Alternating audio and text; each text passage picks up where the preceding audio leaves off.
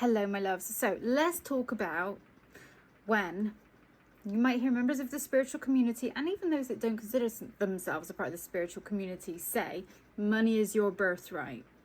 And this is for you if hearing that irks you a bit, if it gives you the ick. So we are not talking, when we say money is your birthright, we're not talking about cash money. We're talking about what it represents in the physical world. Okay, so what does money represent? It represents freedom, physical freedom, opportunity, security, protection. I want you to think of all of the things that you can access with money, because here's the thing, you are having a human experience. There is no getting away from that.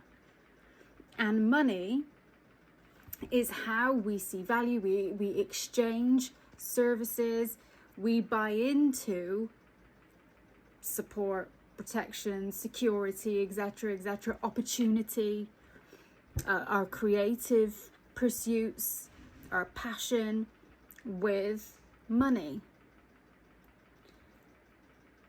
So when someone says, or you might even say this to yourself, money is not my birthright,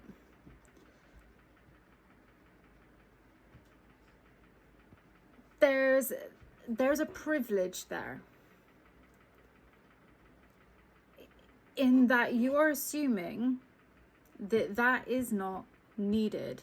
And maybe you assume that because there is a fear around actually admitting, okay, money is the physical currency that human beings place on the very things that we have chosen as human beings to consider what supports our capacity to thrive as human beings. Now, do you need to wait in order to have money to go, oh, now I can be secure, now I have freedom? No, not at all.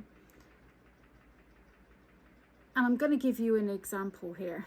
I heard someone say, oh, you wouldn't say to a woman in Ethiopia, oh, money is your birthright.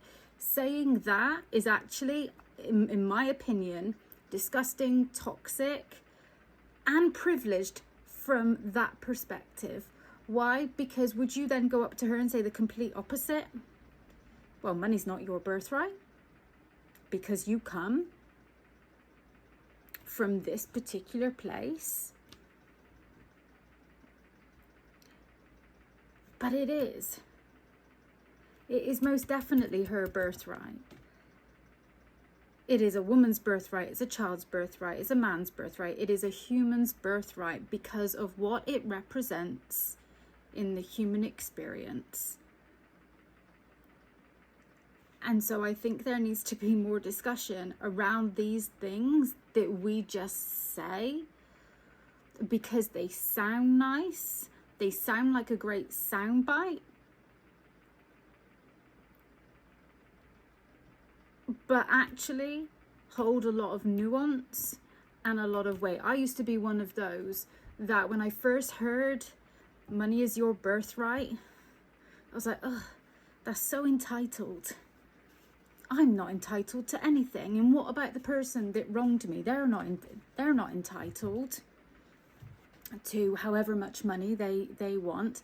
But here's the thing that I see when someone doesn't believe that something is their birthright. They will hoard it, they will control it, they will demonize others for it, they will cling to it, they will start wars over it because they don't believe that they inherently deserve it. So, money being your birthright, yes. But we're talking about what it represents.